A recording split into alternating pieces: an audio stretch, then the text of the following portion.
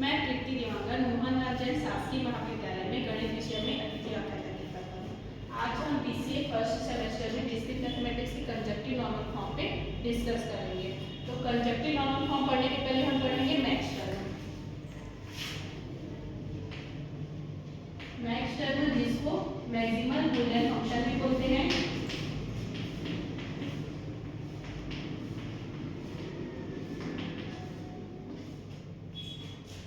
कोई maximal Boolean function sum of n variables होता है a maximal Boolean function in n variables is sum of n letters x1 bar x2 bar x3 bar dash dash x bar where xi bar denotes x either xi और xi का complement.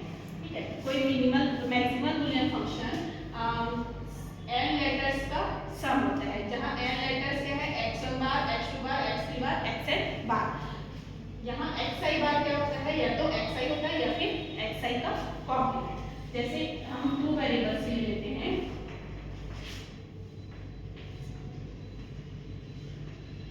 Two variables अगर होंगे x1 और x2, तो इस x1 को हम या तो x1 से रिप्रेजेंट करेंगे या फिर x1 कॉम्प्लीमेंट से।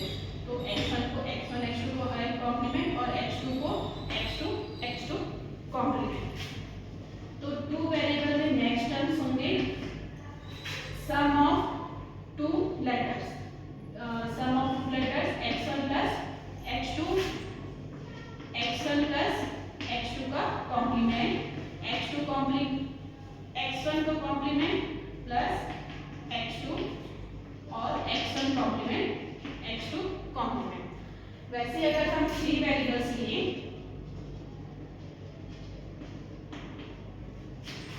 Three variables x1 x2 x3, तो इस x1 को हम तो x1 से रिप्रेजेंट कर सकते हैं या फिर x1 कॉम्प्लीमेंट, वैसे x2 को x2 x2 डैश, x3 को x3 x3 डैश। तो इसमें नेक्स्ट टर्म्स होंगे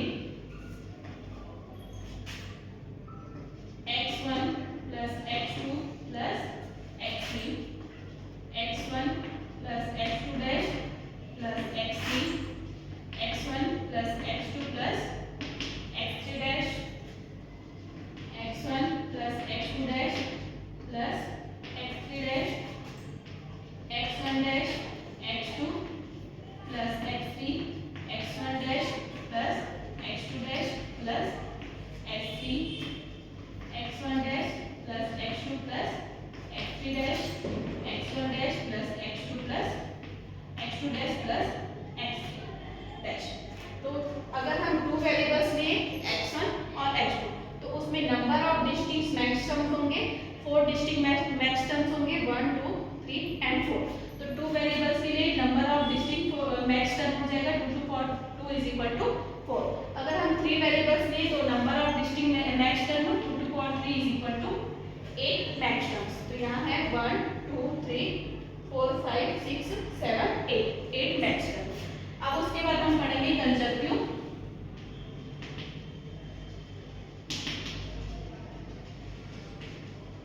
नॉर्मल फॉर्म। तो कंजक्टिव नॉर्मल फॉर्म होता है प्रोडक्ट ऑफ मैक्सटर्म या फिर प्रोडक्ट ऑफ फैक्टर। तो कोई Boolean polynomial, Boolean polynomial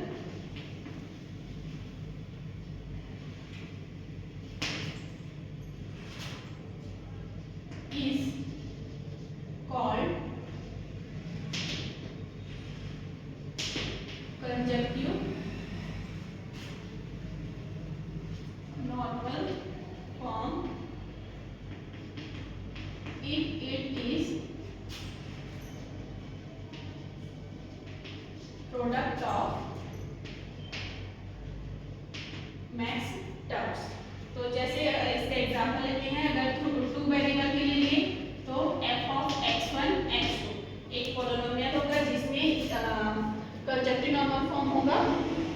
product of match term. तो टू वेरिएबल के लिए मैच टर्म्स है, ये चारों मैच टर्म्स है। तो इसके लिए कंजक्टिव नॉर्मल फॉर्म का example x1 plus x2 product of x1 dash x2 dash और x1 डैश प्लस x2। तो ये टू वेरिएबल्स के लिए कंजक्टिव नॉर्मल फॉर्म का एग्जांपल। अगर थ्री वेरिएबल्स लेते हैं तो थ्री वेरिएबल्स के लिए हो जाएगा x1 plus x2 plus x3 dash into x1 dash plus x2 plus x3। ये हो गया हमारा थ्री वेरिएबल्स के लिए कंजक्टिव नॉर्मल फॉर्म का एग्जांपल। अब उसके बाद है complete conjunctive normal form.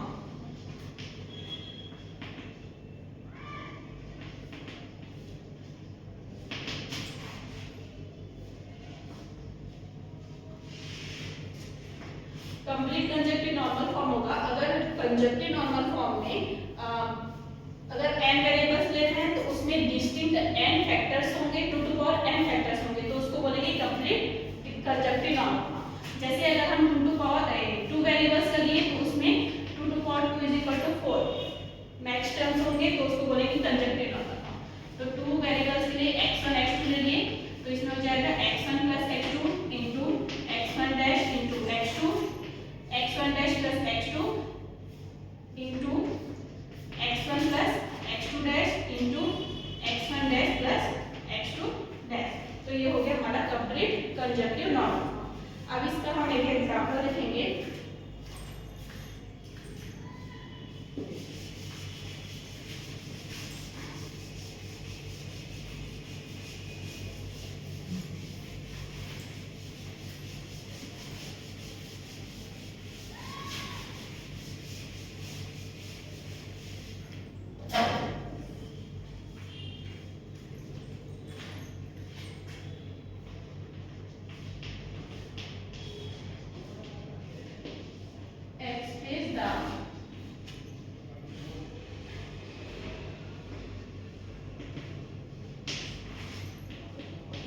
Boolean function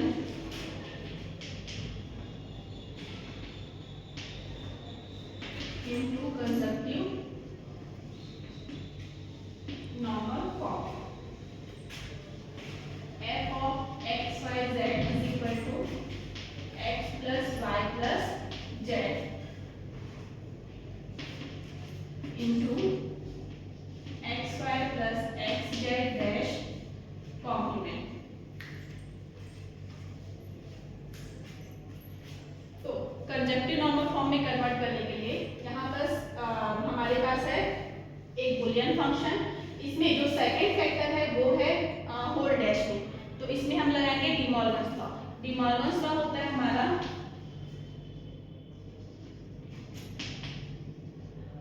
a plus b whole dash is equal to a dash into b dash, और दूसरा होता है a into b whole dash is equal to a dash plus b dash. तो इसमें जो हमारा second factor है वो फर्स्ट डी मॉर्गन्स फॉर्म में, डी मॉर्गन्स लॉ के फॉर्म में है, तो इसमें हम फर्स्ट वाला लगाएंगे। तो ये हो जाएगा x plus y plus z into x y complement plus का हो जाएगा multiplication x into z complement का होल कॉम्प्लीमेंट। अब उसके बाद इसमें सेकंड फैक्टर में जो दोनों टर्म्स है वो है सेकंड डी मॉर्गन्स लॉ के फॉर्म में, तो इसको हम a into b whole dash is equal to a dash plus b dash के फॉर्म में कन्वर्ट करते हैं। तो ये हो जाएगा x plus y plus z into x dash plus y dash whole dash हो जाएगा, और ये हो जाएगा sorry x dash plus y dash into x plus z dash whole dash,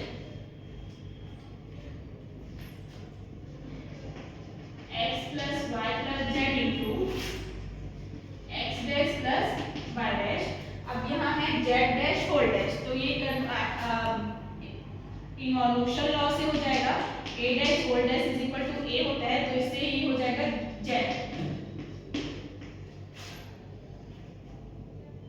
यहाँ पर डैश होगा x dash plus z dash whole dash, तो ये हो गया x डैश और ये जेड।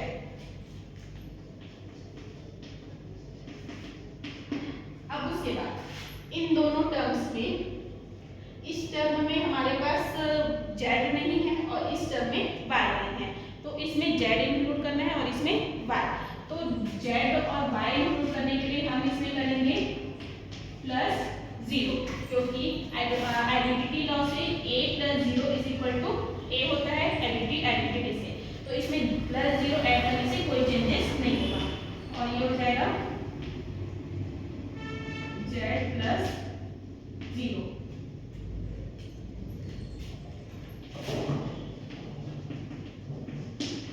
अब उसके बाद इसमें z को इंक्लूड करने के लिए हम कॉम्प्लीमेंट्री लॉ से 0 को हम लिख सकते हैं a × a' = 0 होता है, तो यहाँ पर हम करेंगे z × z'। तो ये हो जाएगा x' + y' + z × z', x' + z + y × y'।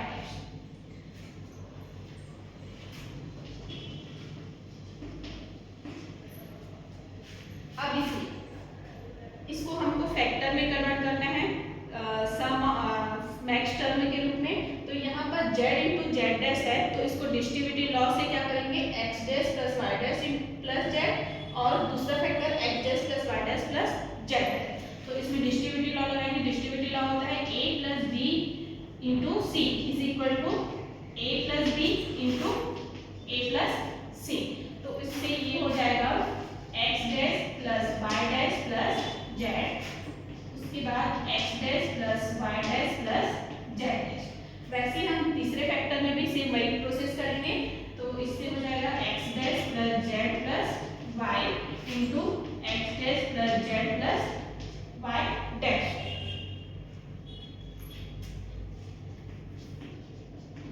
x + y + z, x' + y' + z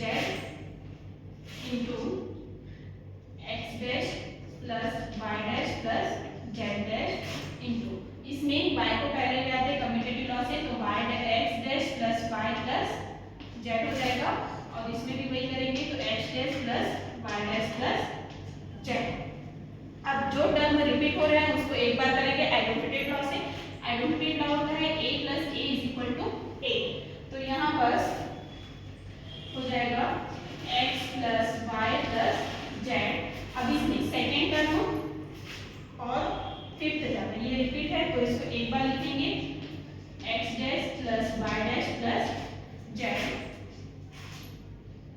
उसके बाद हो जाएगा x' + y' + z' और x' + y + z। ये हमारा